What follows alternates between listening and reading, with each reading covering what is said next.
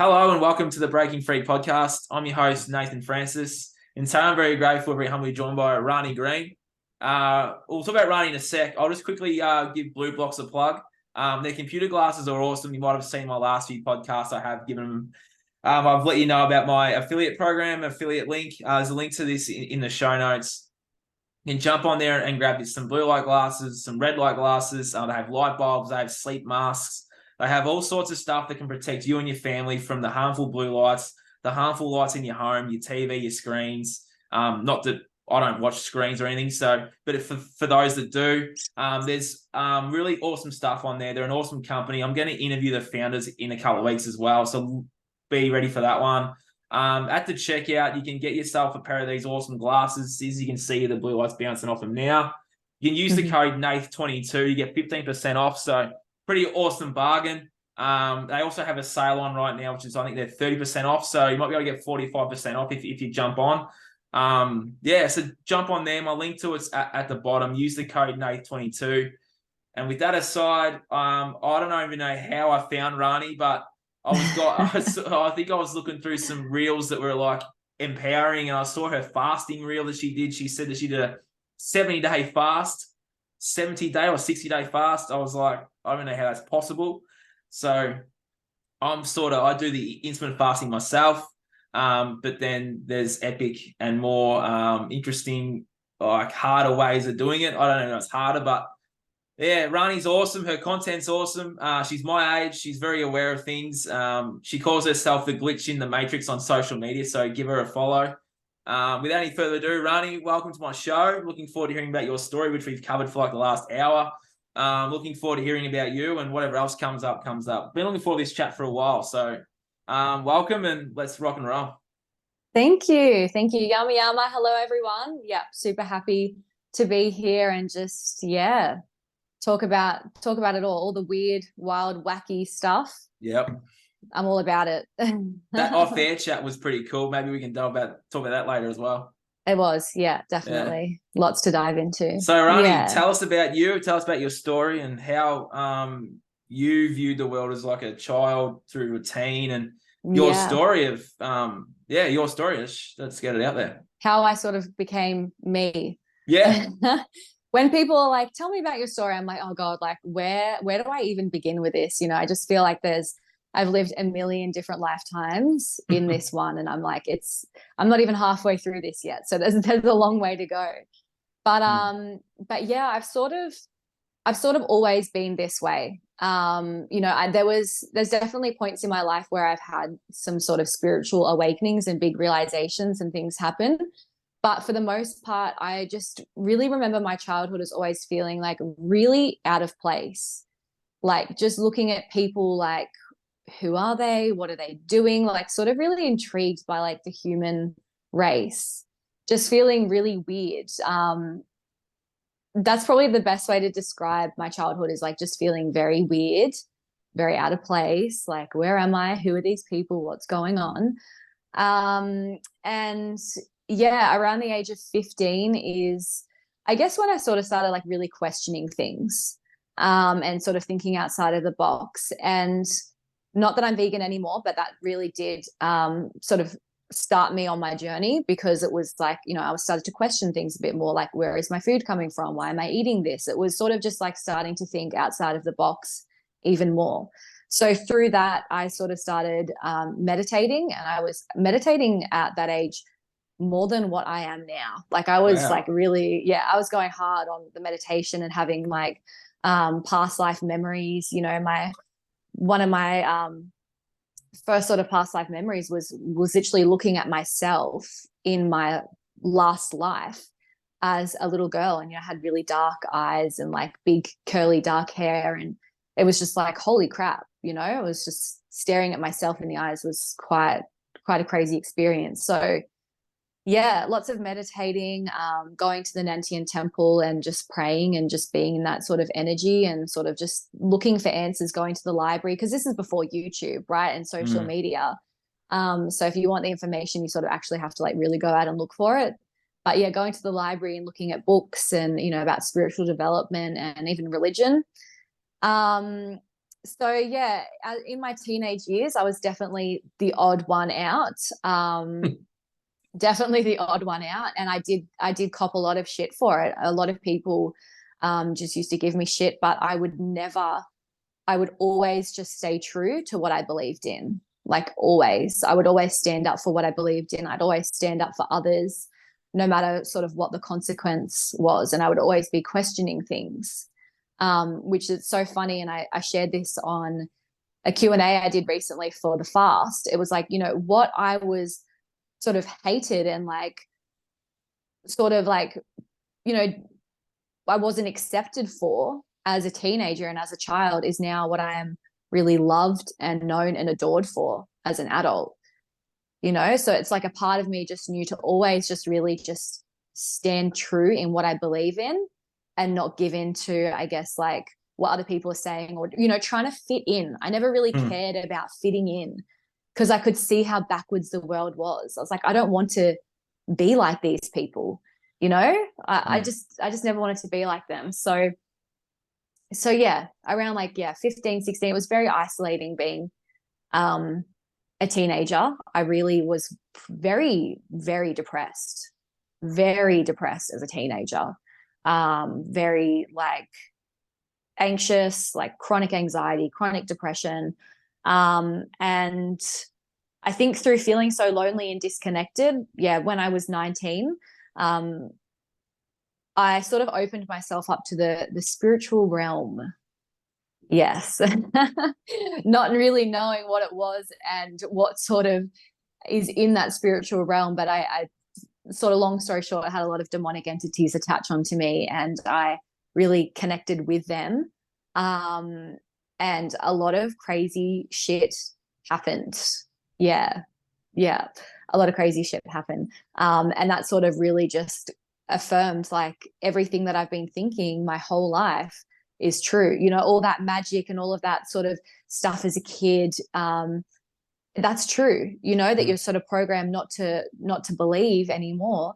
It's like, wow. Because I had a lot of like, as a kid, I was very scared as well, because I could pick up on these energies. I think that's like a lot of us, we're scared of the dark because there's scary shit in the dark. So when I was 19 and going through some really scary shit, I was like, wow, this is real. Everything I thought, everything I was scared of as a kid is real. Yeah. So that's sort of how I started on my path.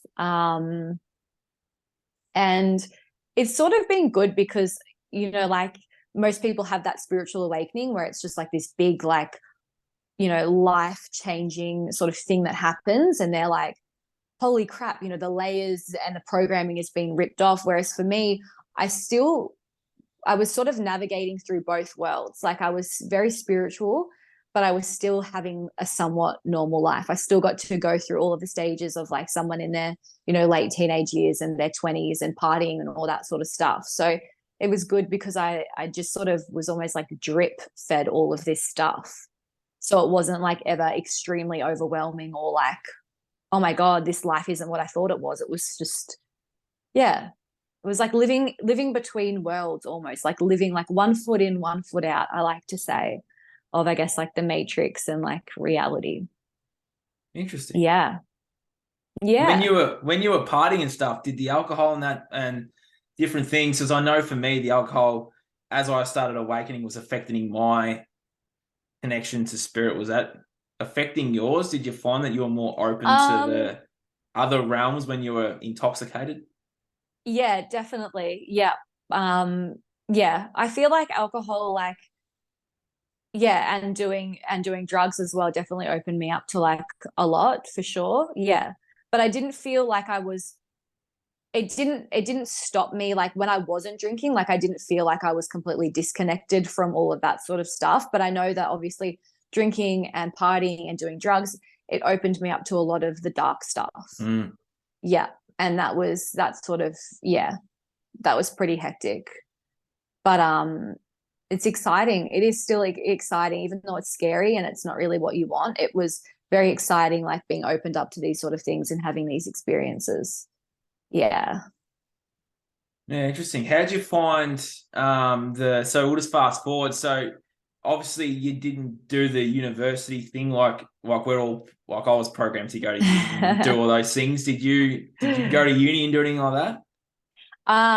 No, I haven't been to uni. I did go to a private college and study counseling, Yeah. which was really awesome. I did enjoy that. But yeah, basically as soon as I left school, I worked for a year and then I began on the gypsy path. I moved overseas to New Zealand.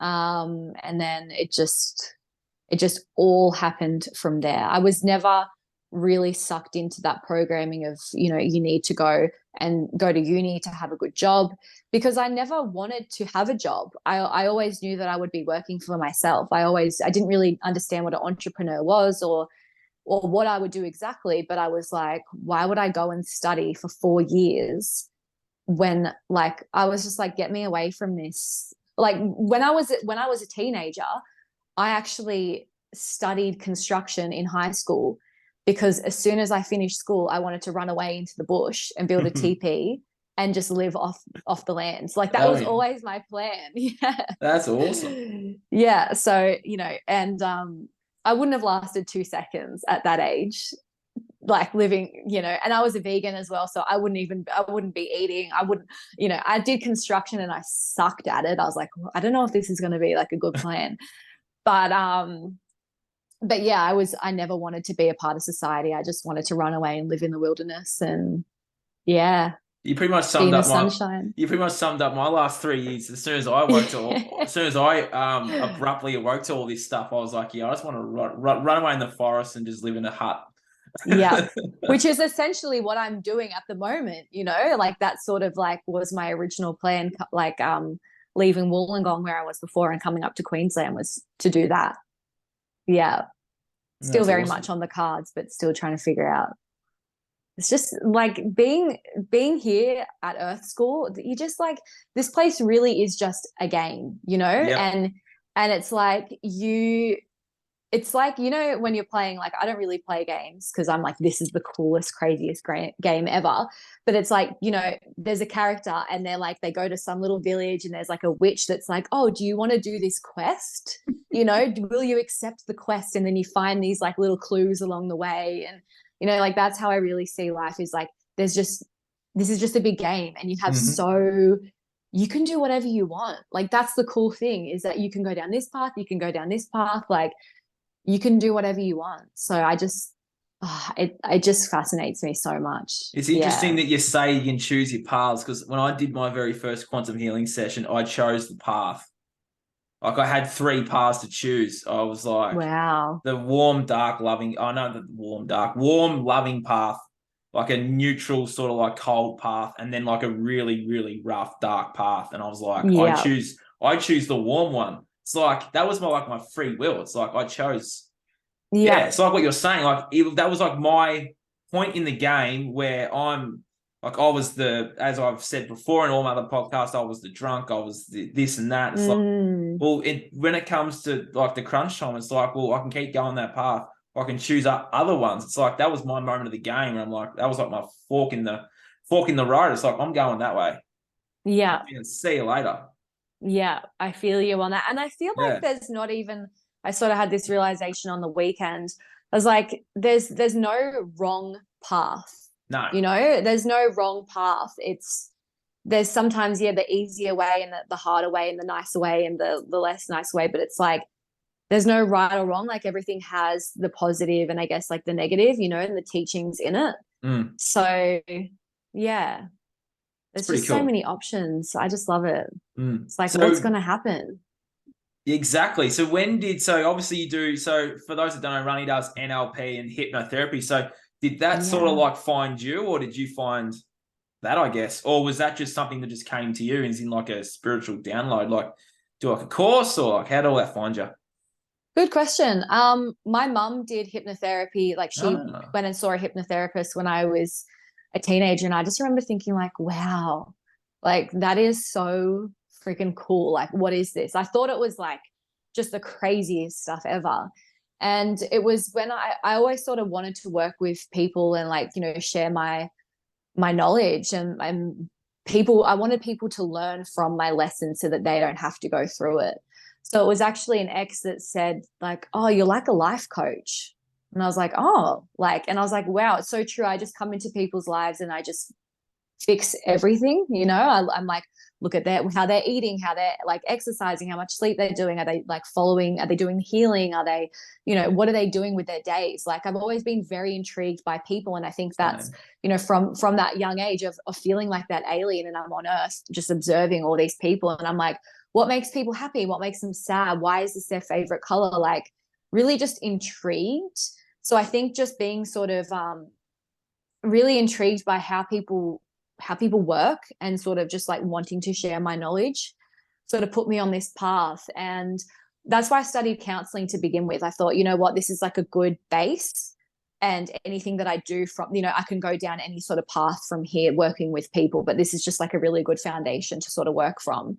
And then I can't remember exactly sort of why I got into hypnotherapy. I think it was because I was going through like my religious phase. I feel like a lot of people on the spiritual path, they go on their religious sort of phase, right? And there's so many things to learn from religions and through these like sort of different phases we go through. And I was doing Reiki and I was like, oh, I don't feel like this doesn't really align with me.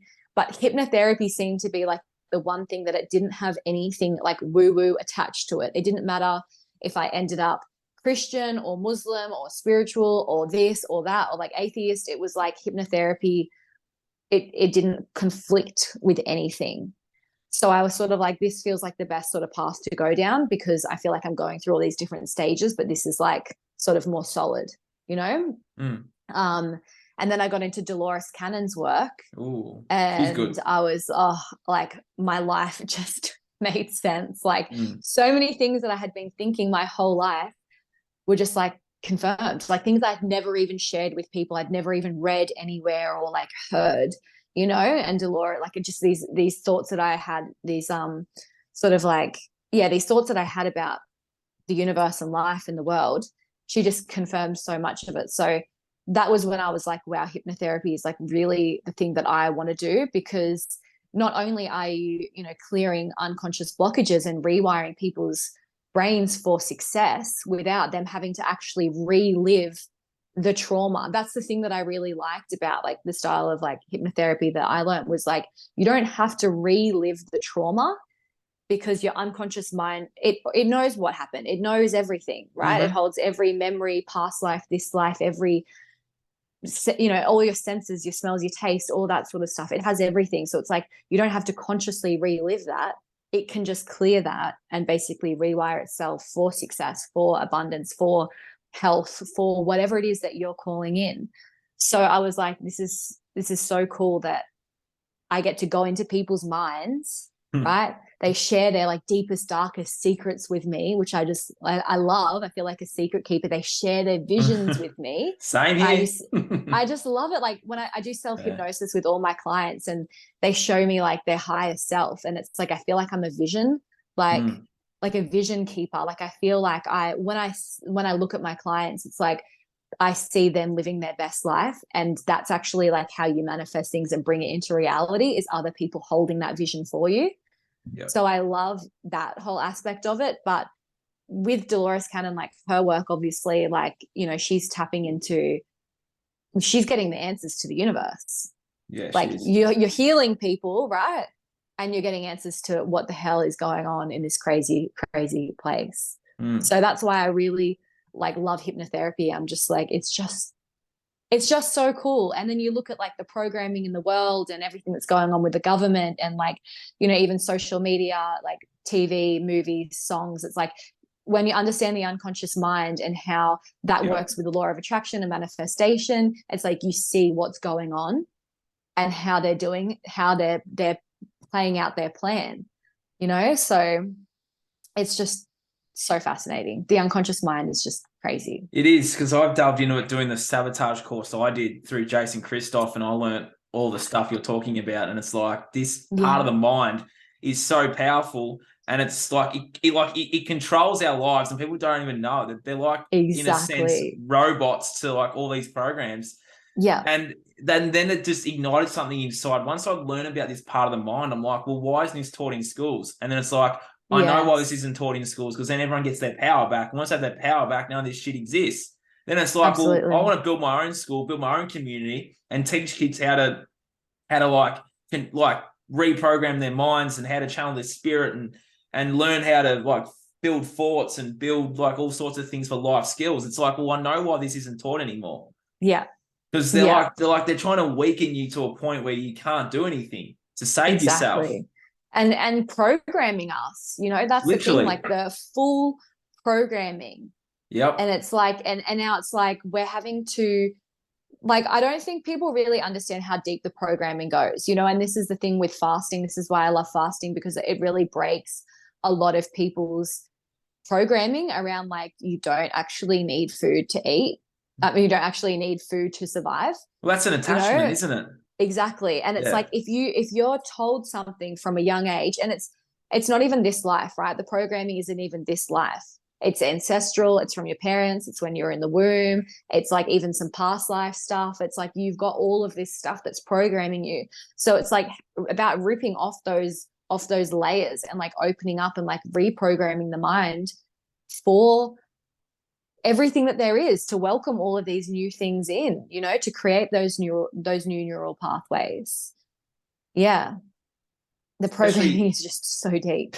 It is very deep. And yeah, as you said, you don't have to relive those things. But for me, I relived some of those things. Like I went back to the womb and did all those things, and some pretty intense healing. But yeah, that's the sort of work I do as well. So it's pretty cool, isn't it? Like when you've done all this work on yourself and you're able to help others heal themselves too. definitely. It's so powerful. Yeah, we need more of us doing it, especially our age group. Like I agree. Yeah, definitely. our age group are all partying and they're on Tinder and doing all these things. There's not many of us that are like you and I that are like standing up against this.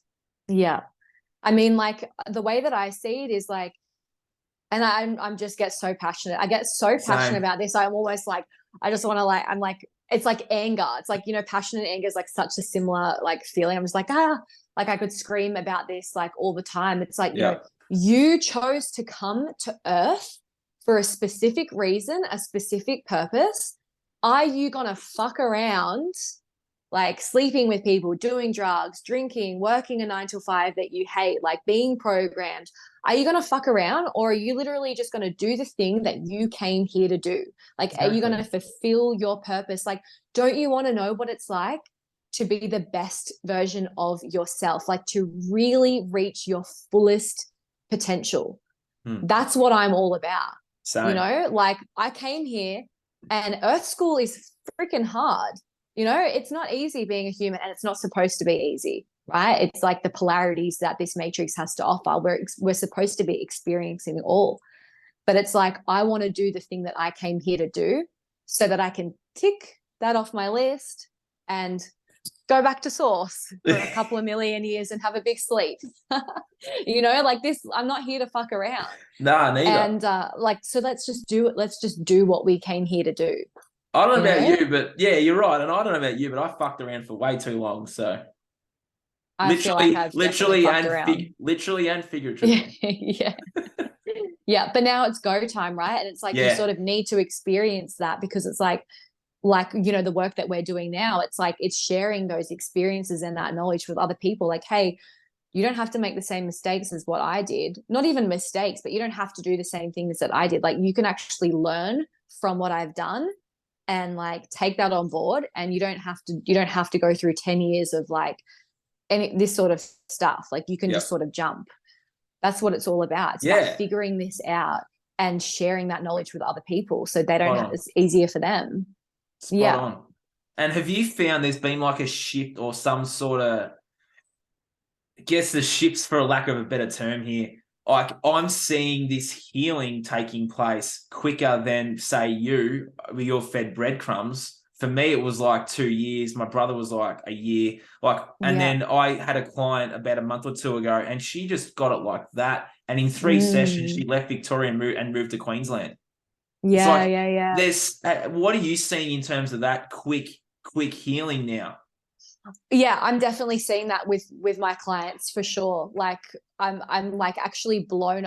It's even hard for me to comprehend at like, Same. I'm like, holy crap, like shit is happening really, really fast. Yes. Like people are just like, they're just getting it, you know? I think that people have sort of like, people know what's going on in the world and they want to do the work. I think people are sort of really getting fed up with their own shit. And like, because think about how many people, there's a lot of people investing in the self-development world.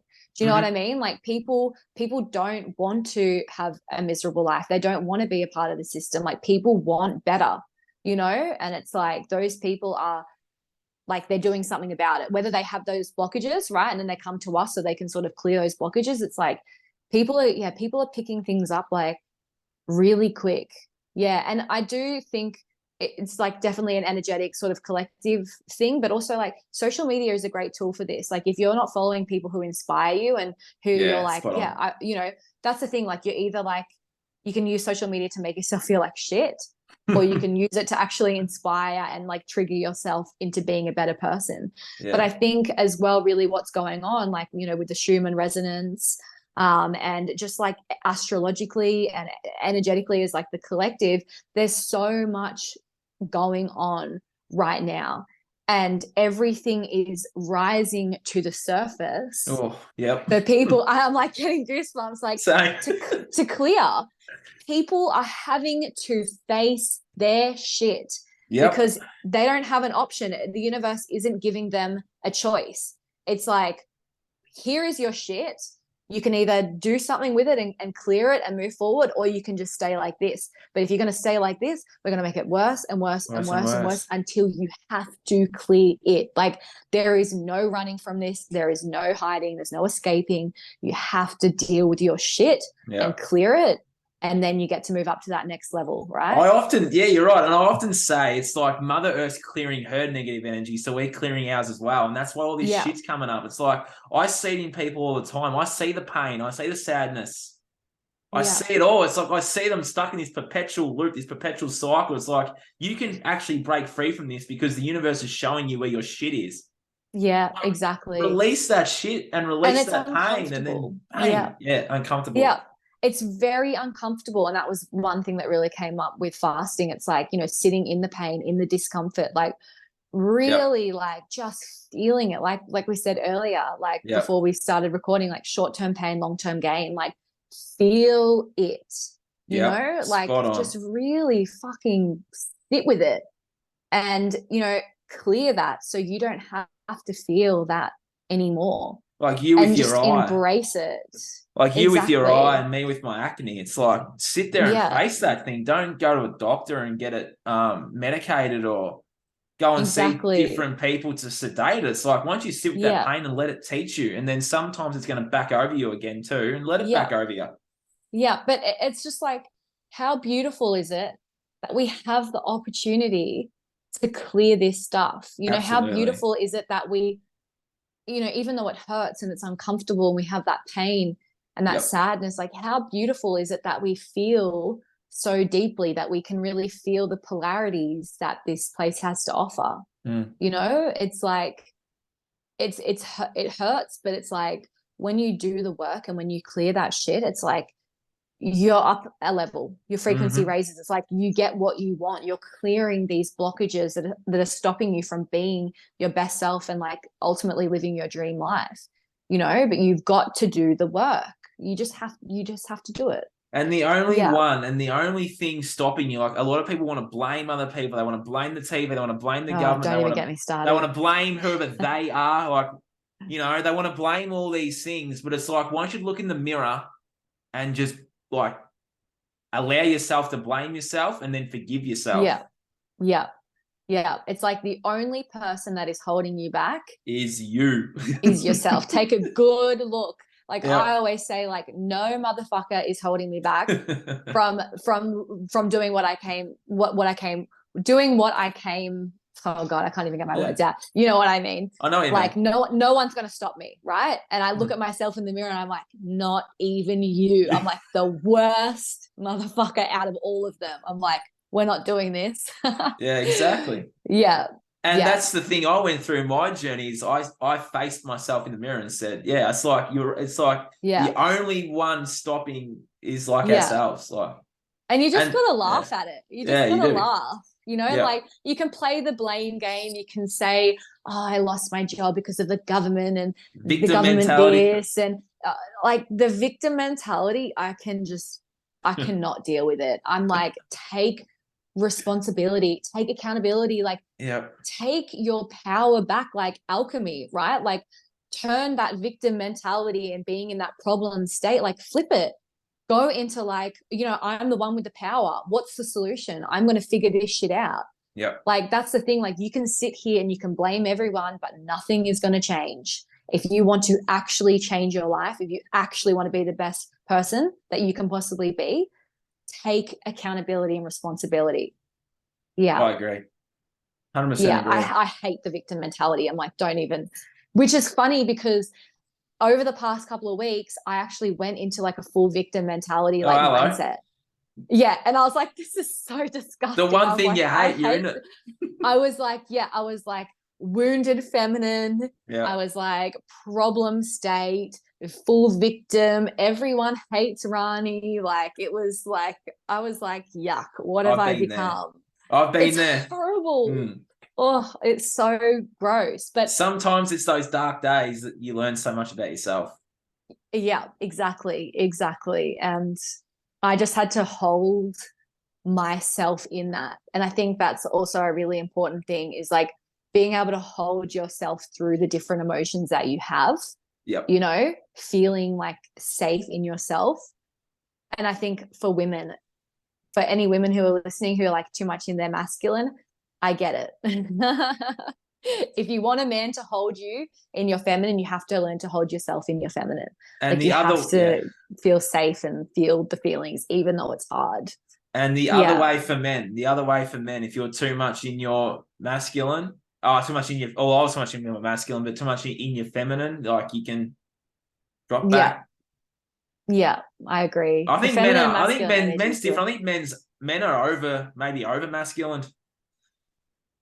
I know I was.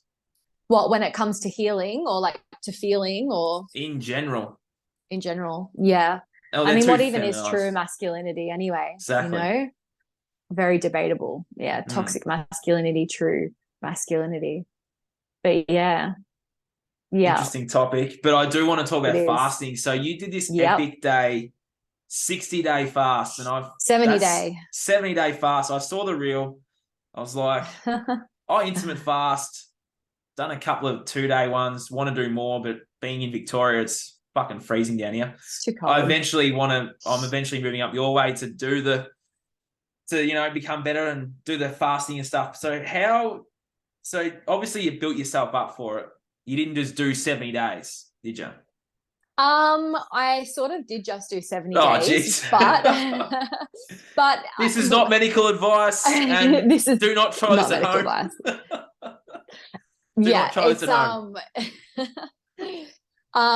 I feel like I was preparing for this 70-day fast, but I didn't even know that I was going to be doing it. You know, the first time I'd actually sort of dabbled with fasting was when I was about 15, when I was going through that sort of like bit of that awakening sort of thing. And I was just like, I'm going to go on like a water diet. You know, I didn't know really, there's so many things that I've done in my life or I've said in my life that it's never really made sense until I've gotten older and I'm like, oh my God, like I just intuitively knew that fasting was like a part of my journey, you know, to be like fasting at 15. And I was like, didn't even know what fasting wasn't a thing. Intermittent fasting wasn't even a thing 15 years ago.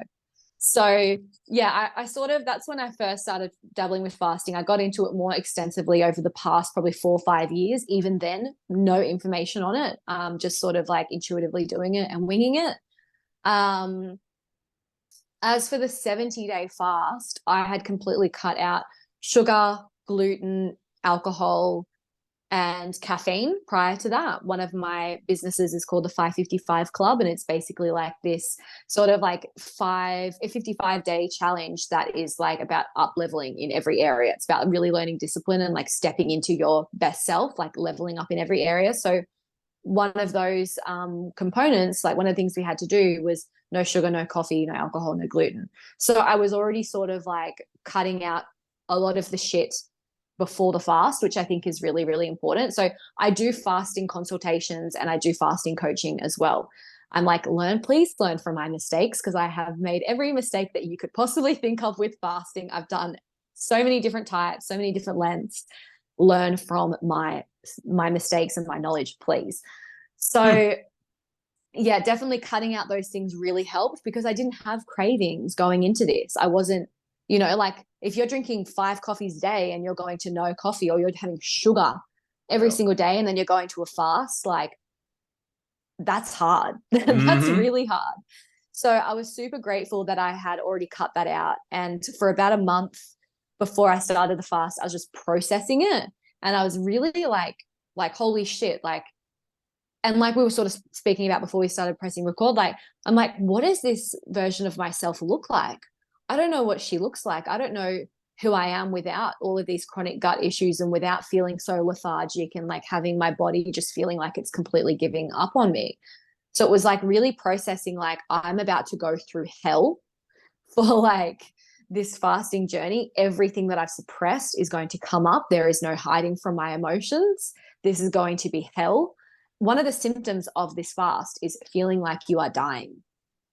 So it's like, it's chronic. You can have your teeth, like the list of things that like can happen while you're doing the fast is like teeth falling out, nails falling out, hair falling out, like chronic, this pain, that pain. Like there is like every symptom you could think of that you don't want to happen is like, this could happen. So it was like mentally preparing myself for doing the fast, and like going through this huge death, because the past 12 months for me was about complete healing.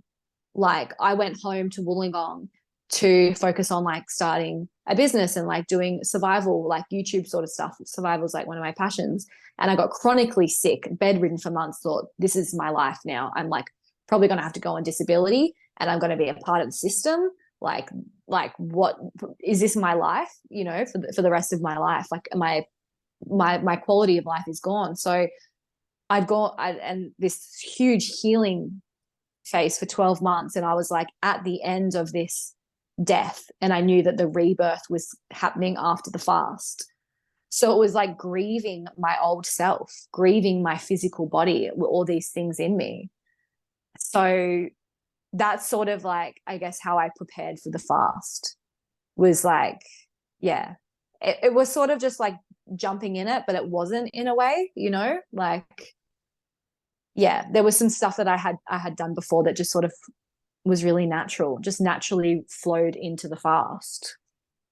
Yeah. Yeah. Thanks for sharing that, by the way. You're so welcome. Because like shedding that old self, it's like, yeah, you're going to go through that tough process of like facing who you were and things you were doing and the person you were and all those things. And yeah, I resonate with that, because I didn't do a 70-day fast, but I did a meditation with a mate and was able to do the same thing and just shed some more stuff to do with myself too. It's like we can actually allow ourselves to do these things, we sort of just avoid it. We just always avoid it. It's like, just look it in the eye and face it. And exactly. it's awesome that you did that. So yeah. So what was this? So with the 70-day fast, so I don't get cravings either. I don't have cravings anymore. I never really had them anyway. But with you, so with the 70-day fast, did you still drink? Obviously, you still drank. Was it just water?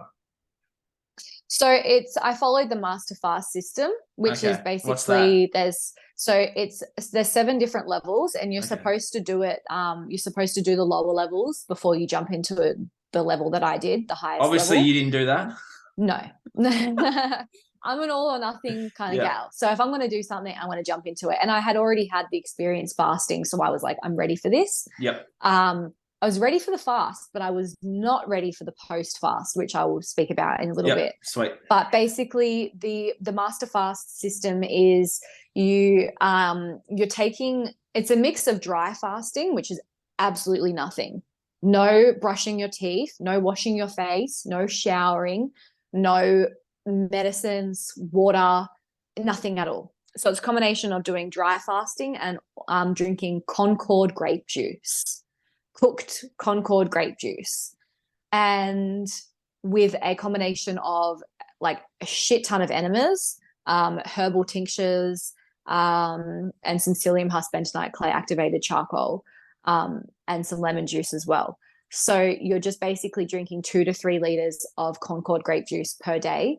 And yeah, 12 hours of dry fasting, 12 hours of drinking juice and having the tinctures and stuff like that. So the thing that I really liked about this fast is that there was structure and there was things to do. When you're sort of doing a water fast, it's like you don't really have anything to break the day up.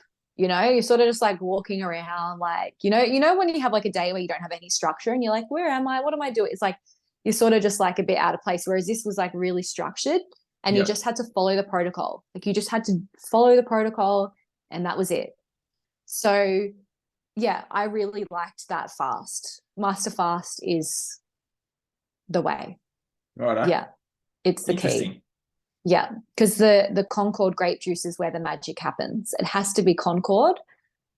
I'm not sure why. It's just like Concord is like the elite grape. It's the best grape. But basically the acids that are in the grape juice, it acts as a solvent. So it's helping get rid of the mucoid plaque, the parasites, the cellular toxicity, all of the crap that you want to get rid of. Yeah. Which all exists within us. It all exists. So yeah, I do have 4 YouTube videos on it. Going through the whole journey of the fast, like the day before the fast, like the fast up until like I broke the fast as well.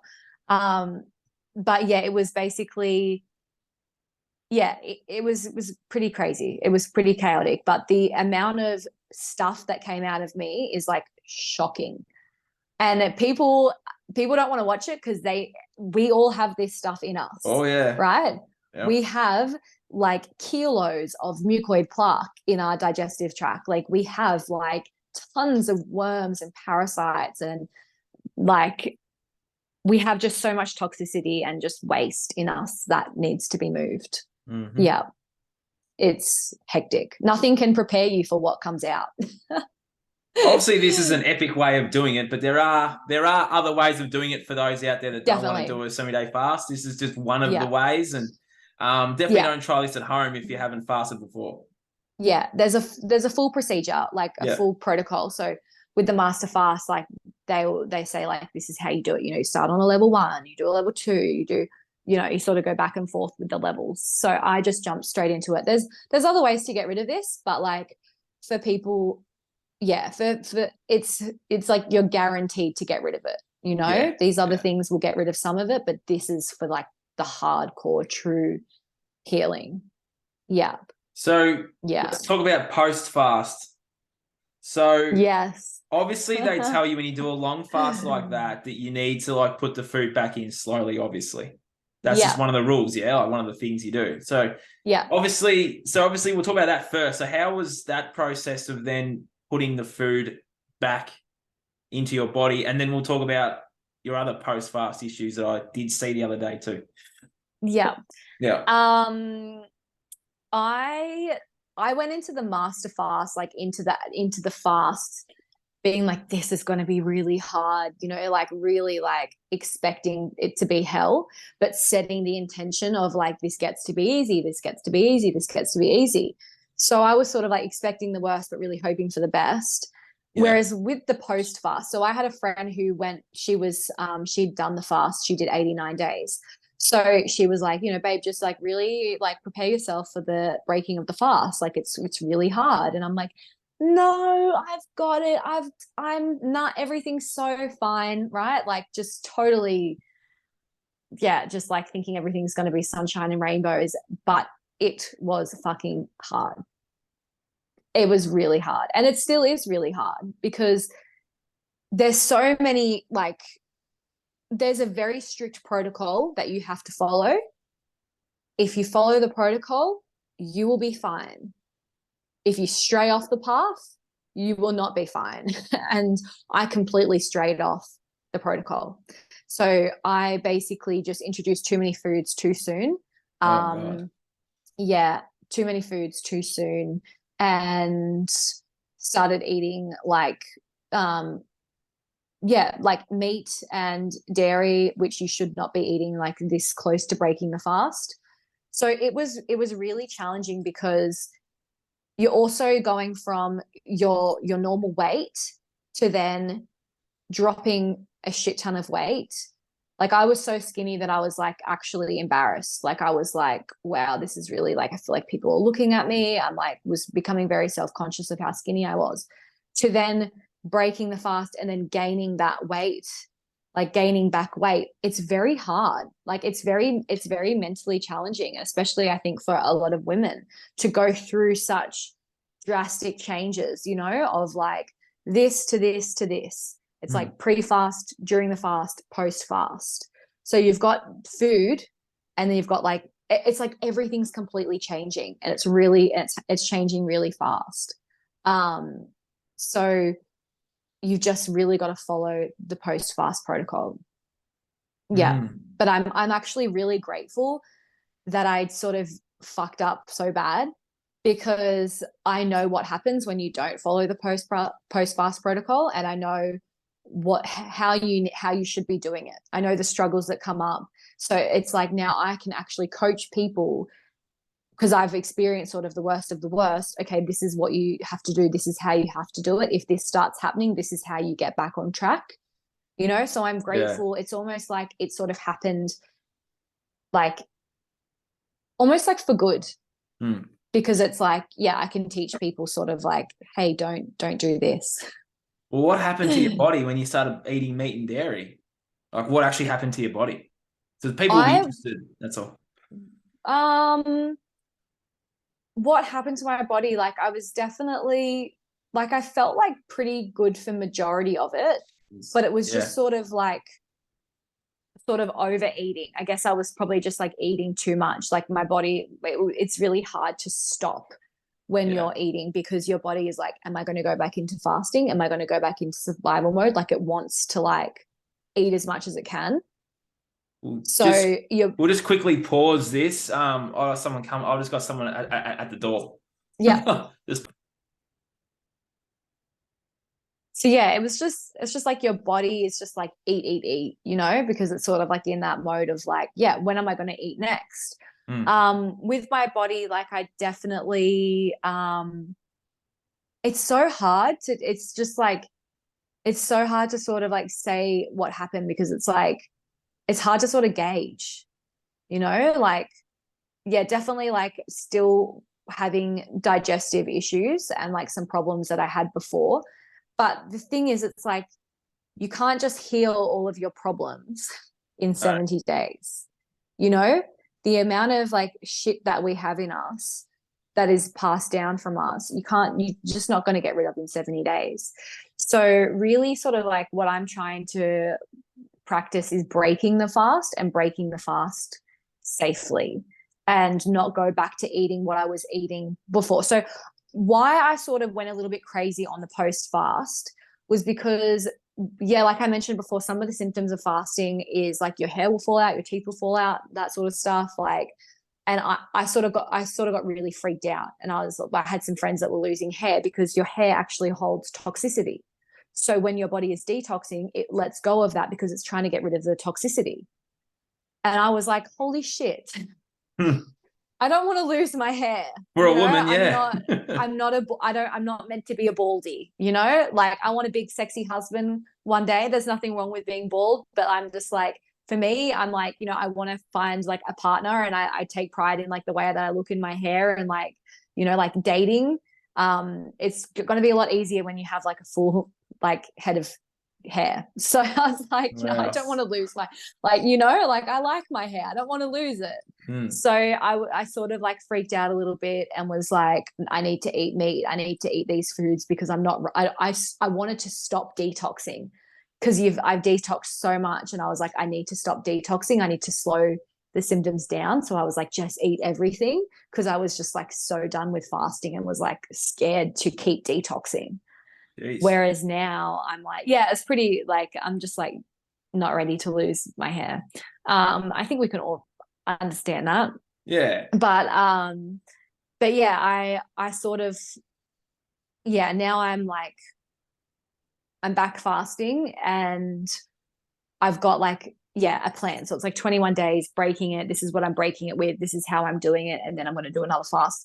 So it's sort of like, yeah. So one thing I didn't mention to you before is that one of my goals in life is to be a breatharian. Right. If you know what a breatharian is. I don't. I'm intrigued now.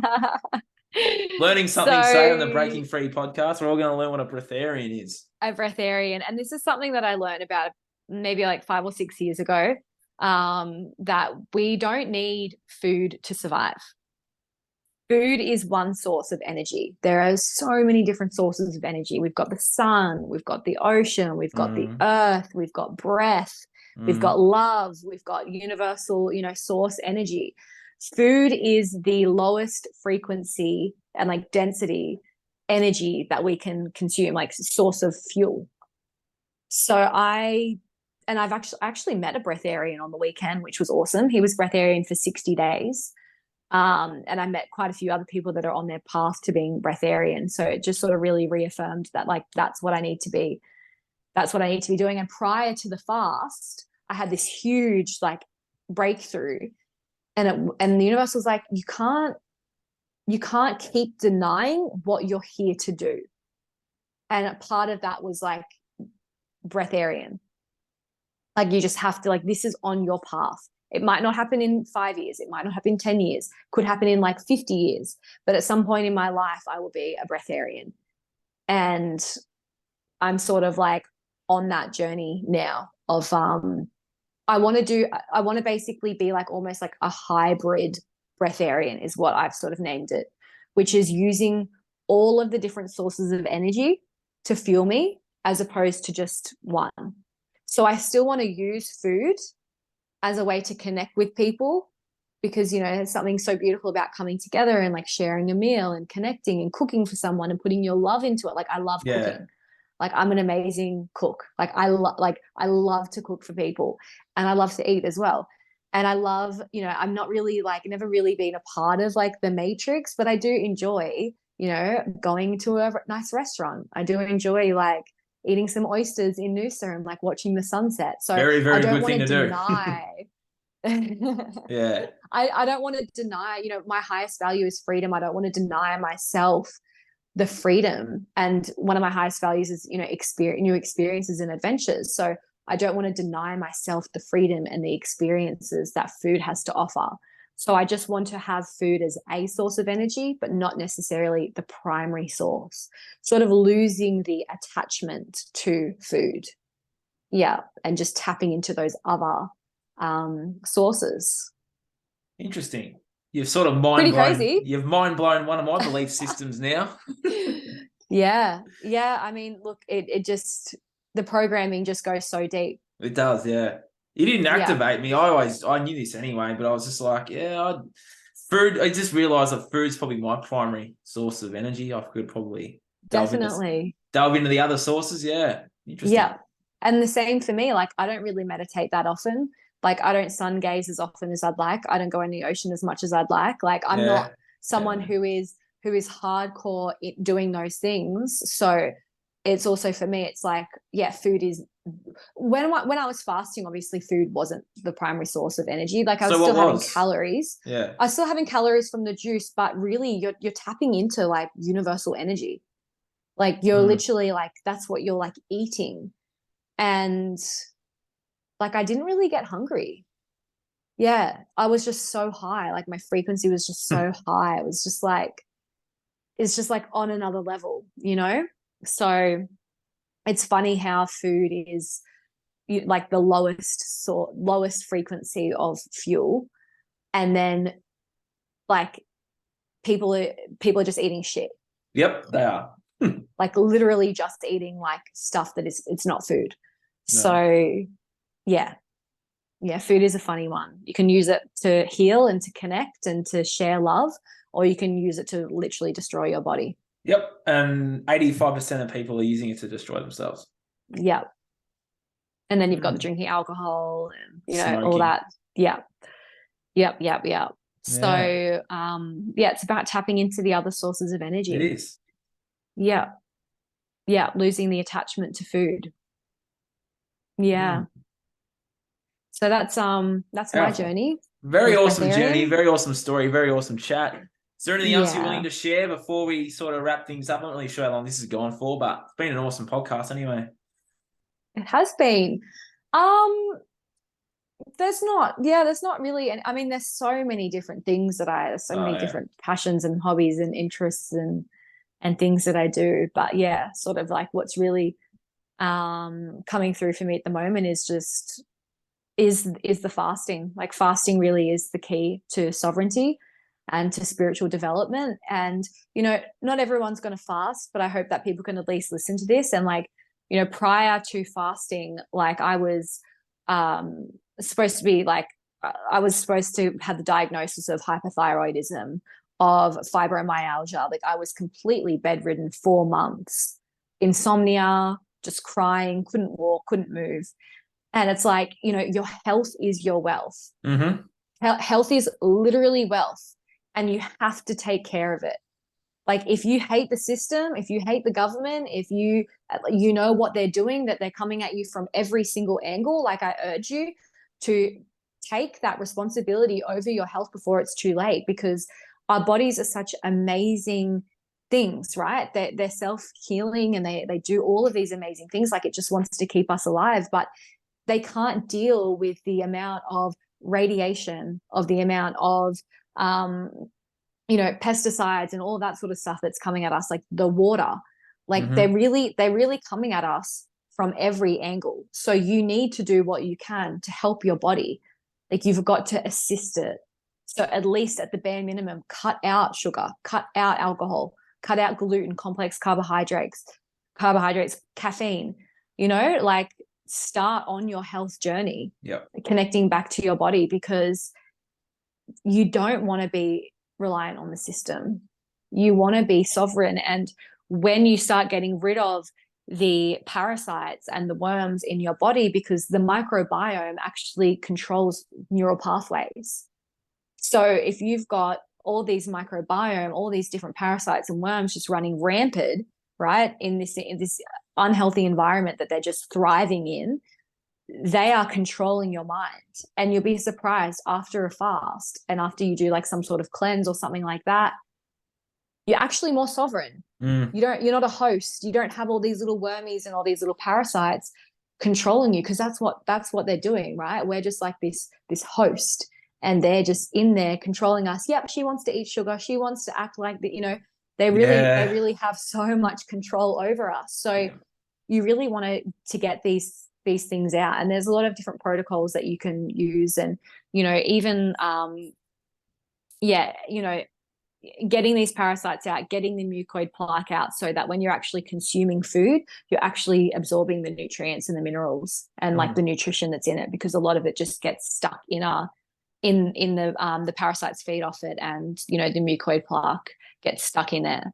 So if you actually want true sovereignty, then fasting, or taking, like, really stepping into your health journey is the key. Spot on. Yeah, for sure. And that's interesting you say that too, because I do the intermittent fasting, and I know, like, I've got the mental clarity, but I know mine's going to be super clarity once I fast for longer. But I can definitely resonate with that, like, clarity, and that, like, having like your thoughts back as like your own and that sort of stuff too. Yeah, exactly. Yeah, since like breaking the fast, I'm like, how did I ever, like, I feel like I was so much smarter and sharper and clearer on the fast. Like that, like, and I feel not as sharp as like what I was on the fast, but prior to the fast, like couldn't think, couldn't do anything, like total brain fog. So it's like, yeah, it's just crazy. Like even when you're eating the wrong foods, how much that is controlling your mind and your energy and all of this sort of stuff.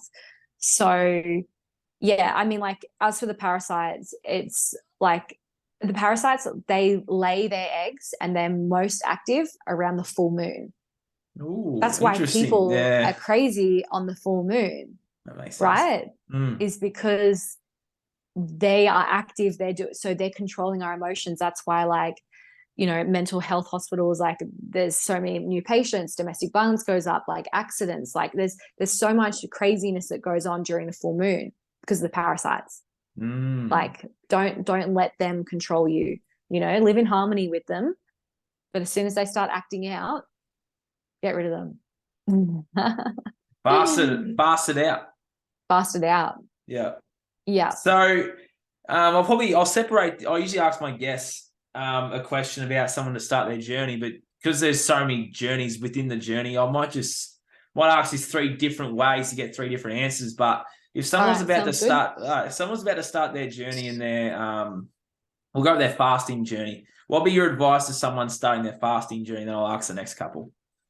Definitely cut out sugar, gluten, alcohol, caffeine, and complex carbohydrates for like at least a month or 6 weeks. Or forever. We'll do it forever. But leading up to it, definitely cut those things out.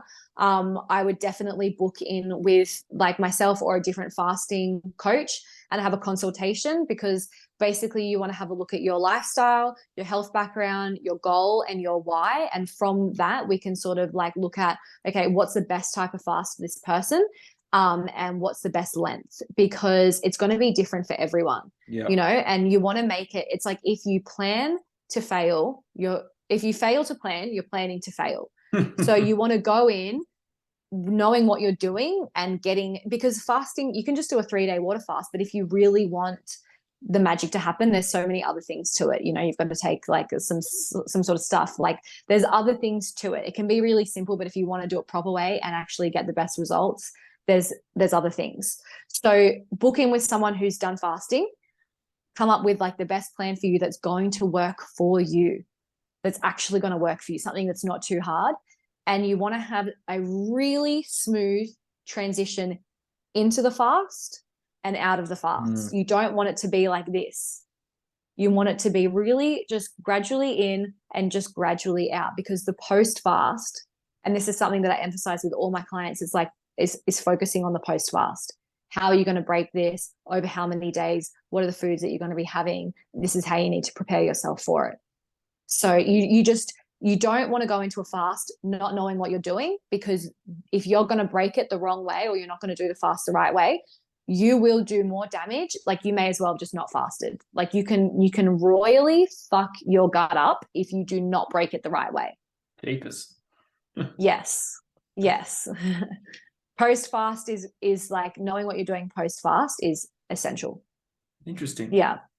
Very interesting. Yeah. I'll be doing some more epic fasts, and I'll probably reach out to you when I move to Queensland, and you can help me on my fasting journey in the next few months. I'm looking forward to it. I would love to. Yes, that'd be good.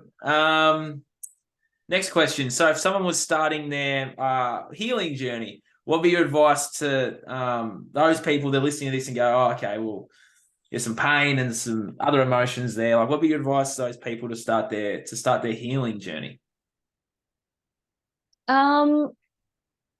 I would say just try and feel it. Just really try and feel it, and go in, like, if you're going to like a healer or you have a coach or something like that, make sure that you don't, I see a lot of people, they jump from like coach to healer to this, to this, to this, to this. Like, actually give yourself, like, go through it at your own pace. Like, don't, like, once you go and you have a healing or something has come up for you, actually like let yourself integrate, let yourself process and actually embody those teachings. And you don't have to look for all these outside people, all these outside sources to heal you, but just like really work on your self-confidence and unconditional love, actual unconditional love, loving yourself through the pain, through the discomfort, through the height, because it's easy to love ourselves when we're feeling good and we're looking good, but really being able to hold space and love yourself when you are feeling like shit and it's all come crashing down. And sometimes, like, when it all comes crashing down, just let it go, because it's like the archer, right? The bow and arrow. The more tension, the more you pull back and the more pressure there is, the more that you're going to fly forward. So sometimes when everything is crashing around, you just have to surrender to it, and you have to just hold that faith, hold that trust in the universe and in yourself, and know that you have gotten through 100% of your darkest days, that you can literally get through anything. Just love yourself, trust yourself, hold space for yourself to feel it, and don't feel guilty for feeling. Don't feel guilty if you feel like a victim, or if you feel like poor me, or you feel sad, or you feel lonely. Like just let yourself feel it and talk to that inner child, you know? Like, where is this pain coming from? Like, feel it in your body, you know? Like, move that energy, but you have to feel it. And it's all coming up to the surface so that you can actually properly work through it and let it go. And then you don't have to go through that anymore. It's not yours. But just surrendering to it and just really embracing the human experience of experiencing the polarities and all of the different emotions. And there's no right, there's no wrong, just be. Yeah. That's awesome advice. That's an awesome way to finish.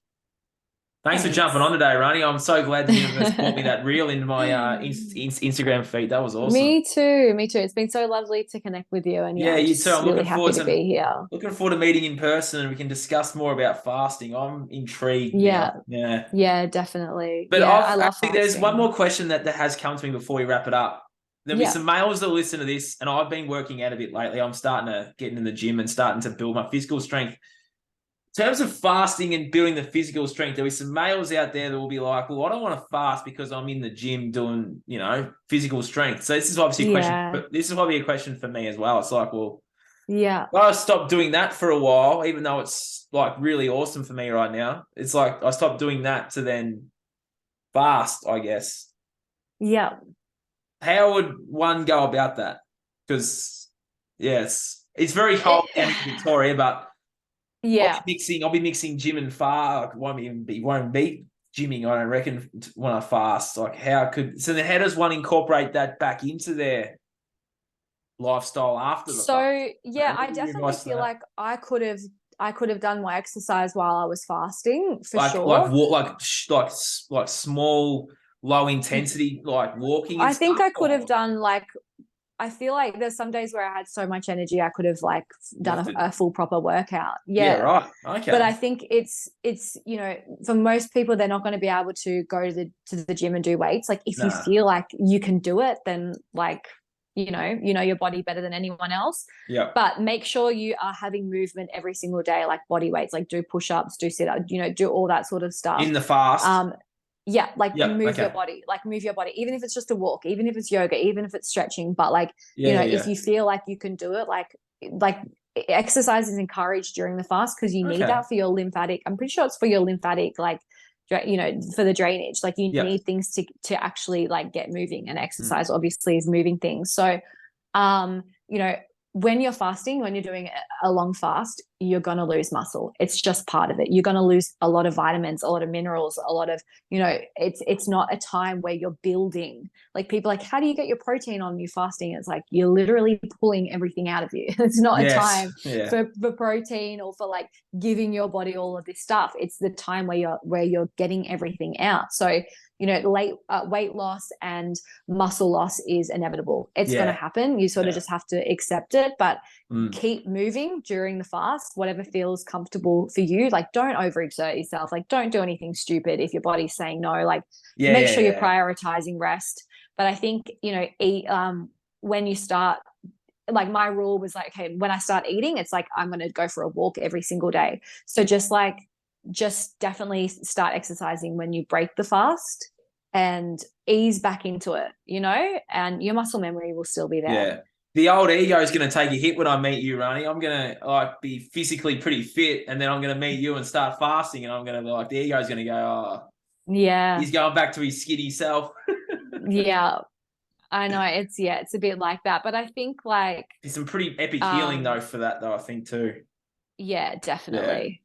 Yeah. And that's the thing, right? It comes back to unconditional love. That's it. Loving yourself through how you are now, and then being skinny, and then, the whole process. It's just understanding short-term pain, long-term gain. Yeah, that's it. And it's you're going to have more energy and you're going to feel healthier because of the fasting, Rhani's going to shake me up. I'm looking forward to it. Yeah. Yeah, I'm excited. Yeah, thanks for jumping on today. Key. Thanks for jumping on. Thanks for being willing to jump on. And we couldn't really make it happen there for a couple of weeks because we're both sounds like we both had some stuff coming up, so it wasn't time. Literally some stuff coming up. Yeah, Yep. literally. I had some stuff. You had some stuff, so it wasn't universally Yeah. time. I'm glad today was, and Yeah, you've me sort of too. opened my eyes to a lot of this fasting stuff. Like I was always doing it, but now I'm like, oh, okay, well, Yeah. a bit longer might be the way to go, and I get to some warmer weather. And it's good for men. Like for men, I feel like, fasting is like very normal. It's sort of just like in your DNA, in your like makeup. Because in summer down here, I was doing 48-hour, 24-hour, 48-hour ones. But yeah, I wasn't really taking anything to get the parasites out. I was just sort of thinking it would happen naturally. Yeah, you got to do something to get them out. That's the key. Yeah. Like doing enemas or taking some stuff to get it out is really the key. Like that's what I found. Like when I started doing the master fast, I was like, I get it. Like I've been missing the most important thing. Like I'm not actually getting the stuff out. So you need to get the stuff out. That's my next step. I'm looking forward to it. Yeah, I'm excited for you. Thank you. I'm excited to start my fasting journey. So thanks for jumping on today, Rhani. This has been the Breaking Free podcast. Looking forward to the next few weeks of guests. There's some awesome ones there. Rhani was awesome too. So thank you for watching and listening wherever in the world you are, and I'll see you guys again real soon. So thank you, Rhani. Thanks for having me. We'll end it right here.